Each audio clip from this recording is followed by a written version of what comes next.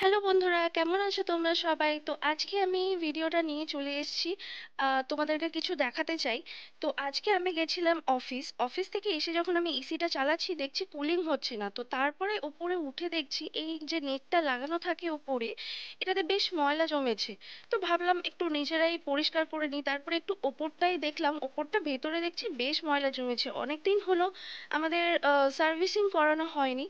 তো ভাবছি সার্ভিসিং করানোর আগে নিজেরাই একটু পরিষ্কার করে নিই, সময়ের অভাবে আর সার্ভিসিং এর জন্য লোক টাকা হয়ে ওঠে না। তো নিজেরা যতটা পারলাম একটু পরিষ্কার করে নিলাম।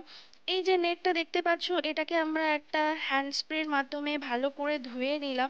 ওই যে দেখো ময়লাগুলো সব বেরিয়েছে, এটা ইজিলি ময়লাগুলো সব বেরিয়ে গেল। তারপরে একটা ভালো পরিষ্কার কাপড় দিয়ে এটাকে একটুখানি মুছে শুকনো করে নিলাম।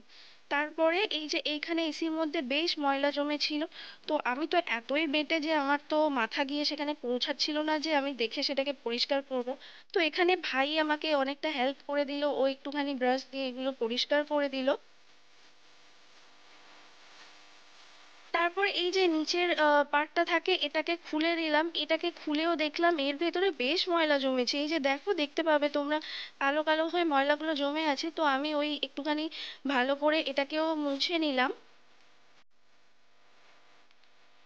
এটাকে ভালো করে পরিষ্কার করে তারপরে এটাকে আমি ওখানে রেখে দিলাম সাইড করে, পরে লাগাবো। তারপরে এখানে দেখছি নিচটাতে তো বেশ ময়লা জমেছে। তো আমার কাছে অন্য কোনো ব্রাশ ছিল না, তো আমি একটা পুরোনো ব্রাশ নিয়ে সেটাকে একটুখানি চারদিকে ভালো করে যতটা সম্ভব হয়েছে ভেতর দিকে এগুলোকে পরিষ্কার করা, তো সেটা আমি করে নিলাম। তো করে তারপরে এইখানে যতটা পারছি এগুলো পরিষ্কার করছি। ভাই আমাকে ভিডিও করতে হেল্প করছে, ও অনেকটা হেল্প করেছে আমাকে এগুলো করতে। তো ওকে ছাড়া আমার পক্ষে সম্ভব নয় এইসব কাজগুলো করা। তো তারপরে আমি একটুখানি এই যে ফ্যানটা আছে এটাকে কলিন দিয়ে ভালো করে পরিষ্কার করে নিলাম, কারণ এখানেও দেখছিলাম বেশ ধুলো জমেছিল। আর এই যে ফ্যানটা দেখতে পাচ্ছ, এখানে একটুখানি খাঁজ কাটা মতো আছে, তো এখানে ধুলোটা তাড়াতাড়ি জমে যায়। তো পরিষ্কার করাটা নিয়মিত খুবই দরকার। তারপরে পুরো এসিটাকে আমি কলিন দিয়ে ভালো করে মুছে পরিষ্কার করে নিলাম।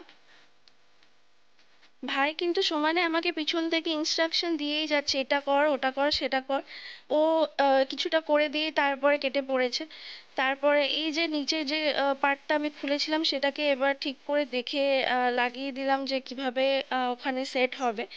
তো এটাকে প্রথমে আমি লাগাতে পারছিলাম না, তো তারপরে ভাই আমাকে একটু হেল্প করে দিল লাগানোর জন্য। তারপরে এই যে দেখো, উপরের ফ্যানটা যেটা আমরা জল দিয়ে পরিষ্কার করছিলাম এটাকেও আমি এখানে লাগিয়ে দিলাম ঠিক করে। এটা লাগানোর পরে চলো এবার চালিয়ে দেখি কেমন ঠান্ডা হাওয়া দিচ্ছে এসিটাতে।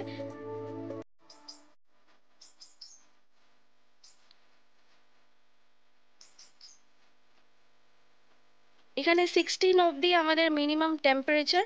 তো আমি 16ই একদম করে দিলাম, কারণ অফিস থেকে এসে তারপর এত কাজ করে সত্যি ভীষণ গরম লাগছিল। তো আমি ততক্ষণ একটুখানি ঠান্ডা ঠান্ডা হাওয়া খেয়ে ঠান্ডা হয়ে নিই। আর তোমরা যাও আমার চ্যানেলটাকে সাবস্ক্রাইব করো আর আমাকে কমেন্ট করে জানাও তোমাদের কেমন লাগছে না লাগছে। দেখা হবে পরের ব্লগে, টাটা।